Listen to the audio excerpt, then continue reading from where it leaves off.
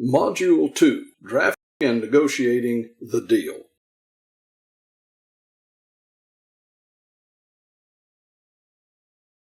Based on your frame of reference, your experience as a lawyer, negotiator, and business person, your knowledge of and relationship with your employer, your cultural background, etc., here is the outline you might follow as you prepare for and step into a particular negotiation. Any actual negotiation will not be nearly so orderly. Number 1. Pre-negotiation preparation. A. Information gathering. B. Assessing bargaining strength. C. Determining objectives. What do you really want? What is your bottom line? Preliminary assessment of reality. D. Likely sticking points. E. Concessions you are prepared to make and your strategies concerning how to make them. F. Negotiation style, including environment if negotiation sessions are at your place, and psychology to be employed, at least initially. Number 2. Negotiating the negotiation. A. Where will it be? Your place, their place, neutral site, web-based, other? B. When will it occur? Will more than one session be scheduled in advance? C. How long will the or each negotiation session last? Policy on taking breaks, biological, food, private discussions. D. Order of negotiation. Most difficult issues first, least difficult issues first, business terms first, legal issues first, some combination. E. Who will be the negotiators? Will they have ultimate decision-making authority? F. Will written proposals, term sheets, deal memos, etc. be exchanged prior to the first live negotiation? Number 3. It begins. A. Small talk or no? B. Opening statement. C. Substantive exchanges. D. Further due diligence. E. Handling conflict. F. Collaboration versus competition. G. Bargaining. H. Reassessing everything, and reassessing and reassessing. Number 4. Negotiating from contract drafts. A. Which lawyer will write and submit the first draft? B. How will the back and forth process work? C. Degree of CEO involvement. D. Getting to yes or concluding with no. Number 5. Execution of documents or return of materials per non-disclosure agreement. Pre-negotiation preparation. Information gathering. You are the CLO on the buying end. What do you want to know? First, you want to know as much about the other company as reasonably can be learned. Much of this will have been learned in the due diligence process you have conducted, but there is more to due diligence than what the other party has formally disclosed to you. You will want to make as many telephone calls or send as many emails, texts, etc. as you can to see what others, their customers, their vendors, their former employees, other relationships in your industry think of the other party. Reputation is very important. You will want to surf the internet as deeply as possible. You will want to pick the brains of your own company's employees who may have relevant information to share. You will want to acquire any public documents, such as from government agencies, concerning the other party as you can. Even after your initial investigation, you always want to be in information gathering mode. Information can mean everything.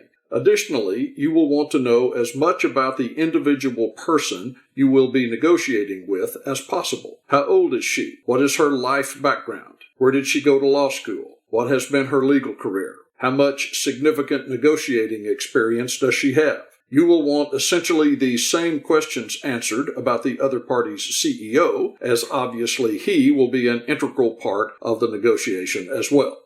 Assessing relative bargaining strength. You will want to begin the process of assessing your relative bargaining strength. That is, your bargaining strength relative to that of the other party. This assessment, which is fluid and may well change during the course of the negotiation, may be the most important bargaining chip of all. Bargaining strength is the relative ability of a party in a negotiation to exert influence over the other party. If both parties are on an equal footing, they have equal bargaining strength. Whether it is exercised in that way is a different question. But where one party has a huge bargaining strength advantage, the negotiation, for that reason alone, may turn out to be rather lopsided.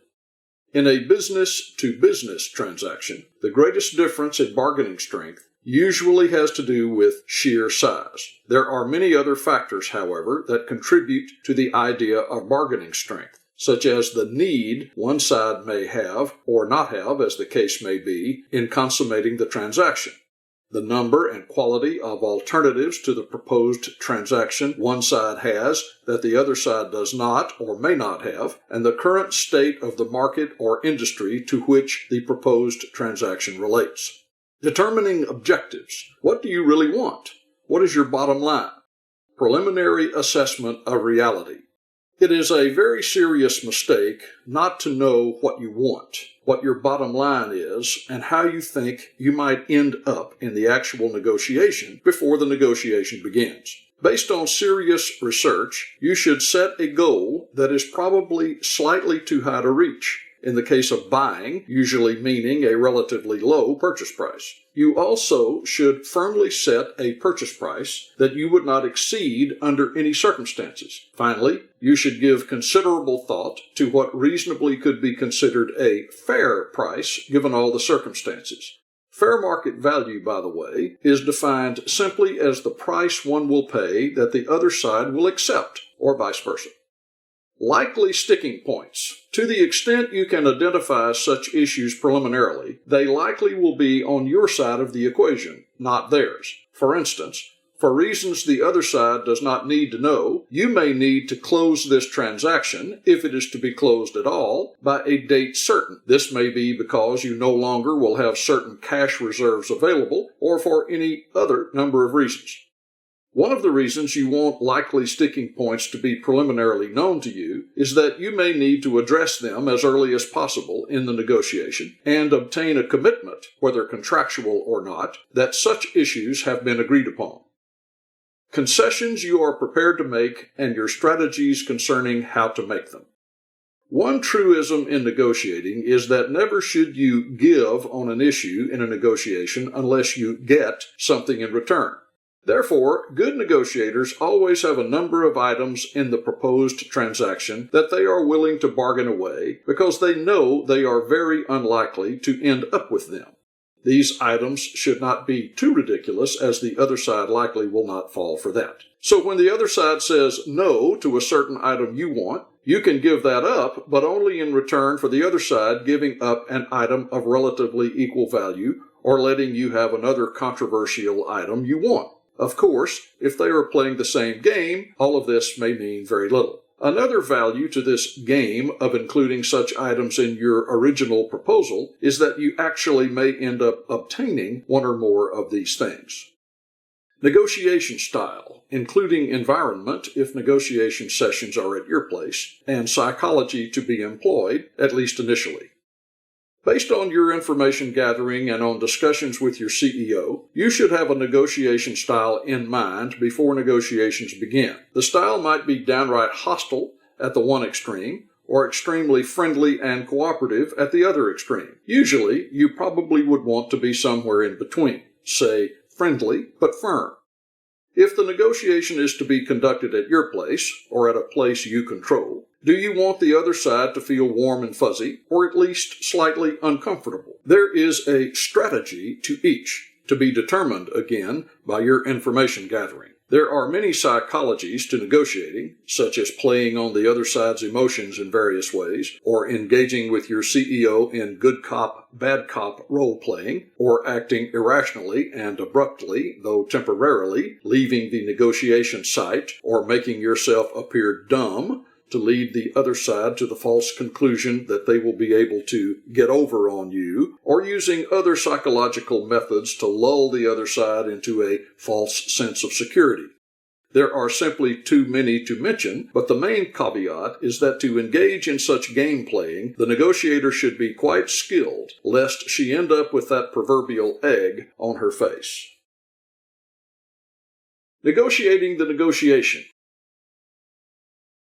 Where will it be? Your place, their place, neutral site, web-based, other? The site of the negotiation can be extremely important. In the modern electronic world, and given the expense of travel, it is very common nowadays for the negotiation, especially if it involves a number of persons on each side, which is fairly common, to be conducted online. There are any number of services, such as GoToMeeting, that provide such space. These services are particularly useful where they include the ability to see one another and not just see text or graphics, because body language can be very meaningful in the negotiation process. It should be noted that reading body language is an art in itself. One can be quite fooled by body language that one only thinks he understands, or where the other side is purposefully displaying false body language. Where the negotiation is to be at a single physical location, neutral sites work well. Bargaining position often dictates how the whole site issue is resolved. When will it occur? Will more than one session be scheduled in advance? Timing can be critical. If your side's information gathering has resulted in your knowledge that the other party is in somewhat critical need of selling and by a certain time, then the strategy on your side would be to push the negotiation as far toward that date as possible. On the other hand, if your desire to buy is lower than the other party's desire to sell, assuming you have no knowledge that the other party critically may need to sell by a certain time, you might want to be ambivalent about setting the initial negotiation date. In any event, it is good to discuss at least some details of the negotiation sessions beyond the first one, because it is a fairly rare occurrence for, say, a complex corporate buy-sell transaction to be consummated in a single session. How long will the, or each, negotiation session last? Policy on taking breaks, biological, food, private discussions. To avoid these ideas being used as negotiating weapons, and just because it is reasonable to have these issues decided on a preliminary basis, it is good to know how long each negotiation session will last before some time intervenes. For example, some negotiations last half a day, only with the other half day used to prepare for the next session. At any rate, they should not last too many hours in a row for fear that bad decisions will be born of fatigue. And there should be a negotiated policy on biological breaks and food breaks and short breaks simply for the purpose of each side being able to caucus with itself. Order of negotiation. Most difficult issues first. Least difficult issues first. Business terms first. Legal issues first. Some combination. There are varying philosophies on whether first to discuss the likely sticking points and more difficult issues, or whether to start off with the successes of negotiating items that will be much easier to decide. Both business terms and legal issues can be quite difficult or quite easy. Some negotiators favor trying to get past the tough part first, because if that cannot be accomplished, having negotiated the less difficult issues will have been for naught and therefore a waste of everyone's time. On the other hand, some negotiators believe that negotiating the easy part first can create such goodwill that the difficult issues will be easier to surmount. Often, the best answer to these questions is the nature of the individual negotiation. Who will be the negotiators? Will they have ultimate decision-making authority? Not much is worse in a negotiation than to think you have reached agreement only to discover that the person you are negotiating against does not have the ultimate authority to make the deal. What that means, of course, is that the other side's negotiators must go back to the company and get the ultimate decision-maker to agree with what they already have agreed to. Most negotiators believe it is folly to negotiate in this manner. If the ultimate authority person cannot be there, the thinking goes, there is no need to negotiate. Will written proposals, term sheets, deal memos, etc., be exchanged prior to the first live negotiation? Generally, it is quite useful for some written information to be exchanged before the live negotiation begins, so that each side will have a starting point, both in terms of what it wants to negotiate for itself and what it does not want to accept that the other side has proposed. The term sheet, as previously discussed, clearly should have been agreed to preliminarily by the parties. Short of that, there may not be much need to negotiate, especially where the parties are extremely far apart on price. Sometimes a preliminary draft of a contract may have been written by one side and passed along to the other side. It begins. Small talk or no? The tenor of the negotiation is important. First impressions, as the saying goes, cannot be taken back. Some negotiators believe it is to their advantage to shake hands and start negotiating with great formality and little or no exchange of pleasantries. Others, however, firmly believe that it is very helpful to spend a fair amount of time in the very beginning getting to know the other side just a bit and even ingratiating one's self to the other side to the extent possible in such a context.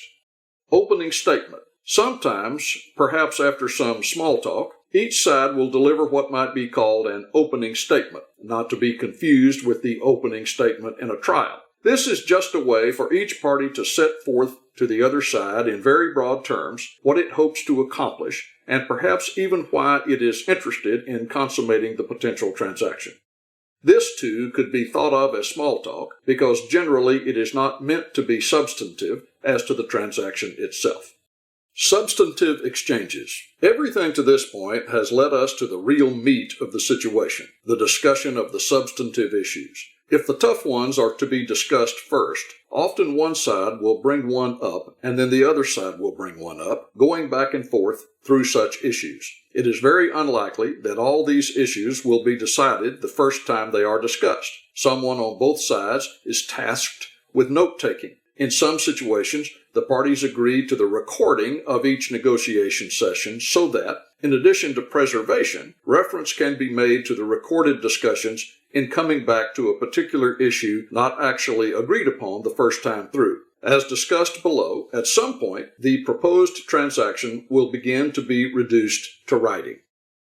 Further due diligence. Assuming that the proposed transaction is negotiated over several negotiating sessions, information gleaned in the first sessions can lead the party receiving the information to desire to engage in further due diligence, whether that means independent research or asking the other side to divulge more information. Due diligence is a very fluid process. Handling conflict. While some negotiations are conducted with very little attendant conflict, others can get out of hand. There are various ways to handle such conflict. Depending on its nature, it can be sloughed off and paid little or no attention to, or it could demand a strong response up to and including concluding that negotiation session or withdrawing from the proposed transaction altogether. Except in the lamest of negotiations, some posturing is very likely to occur. Of course, who is to say the conflict may not be initiated by your side?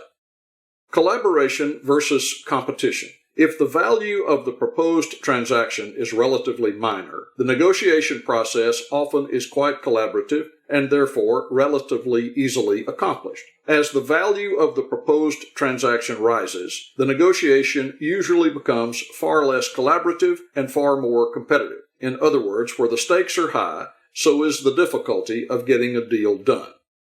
Bargaining. Some say life is mostly about bargaining, and it may be. Offer, acceptance, and consideration flowing both ways is the norm, from the young person promising her mother she will make straight A's if she can just participate in extracurricular gymnastics, to the salty negotiator exchanging something he wants for something the other side wants.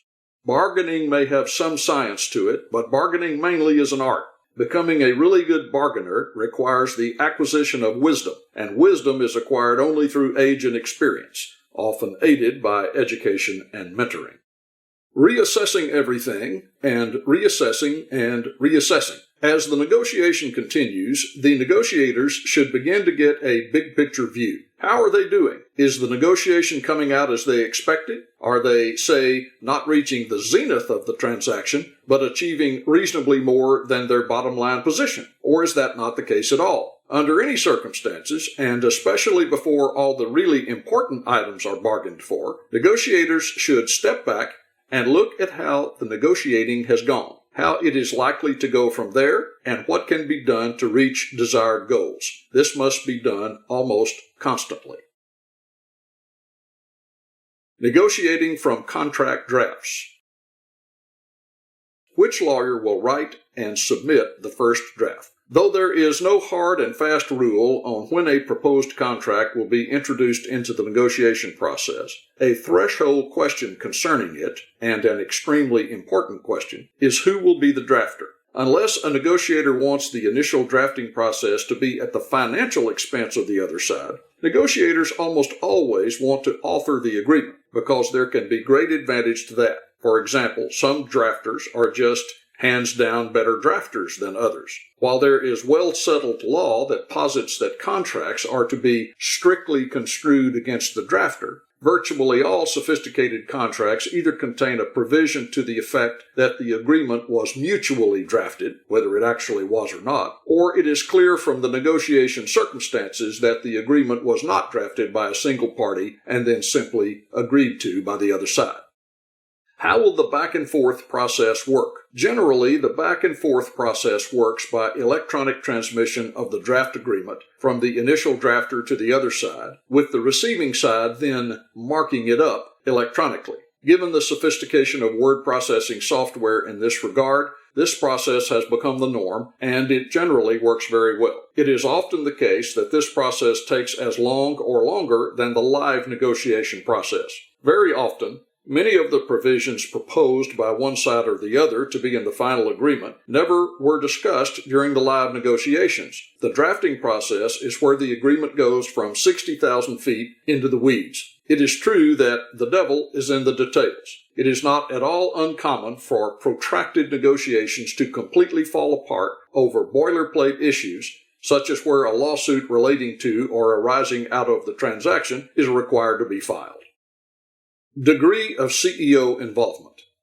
CEOs or their designees are, of course, integrally involved in the negotiation process, mostly in terms of the business side of the deal, leaving the legal side of the deal to the company's attorney, or outside counsel as the case may be. But that is not at all to say that CEOs, assuming here that she is a non-lawyer, are not and should not be very involved in how the legal side of the contract finally is written. By no means is law only for lawyers. A highly experienced CEO is 1,000 times better arbiter of the legal language, such as the boilerplate, than a lawyer with little experience. In other words, law school teaches a person how to think like a lawyer, but actually being a highly competent lawyer requires experience. Getting to yes or concluding with no. In the end, the transaction is either consummated or it is not. The longer the negotiations go on, at the live negotiation and drafting levels, the likelier it is that the proposed transaction will be successful. The truth is, the longer the negotiation, the more psychologically interested in ultimate success the players become. Virtually no negotiator wants to see all that work go down the drain of a failed negotiation. But to be sure, sophisticated, complex, and long-term negotiations do fail, and for a myriad of reasons. Execution of documents or return of materials per non-disclosure agreement. Once the agreement is final, the various documents are executed and their performance begins. It is not at all uncommon for the performance of the contract to last over a considerable period. For instance, it is not at all unusual for such agreements to contain a holdback provision, under which a portion, say 10%, of the consideration to be paid by the buyer to the seller is held in reserve for a time, say a year, pending no material surprises and total contract performance by the seller.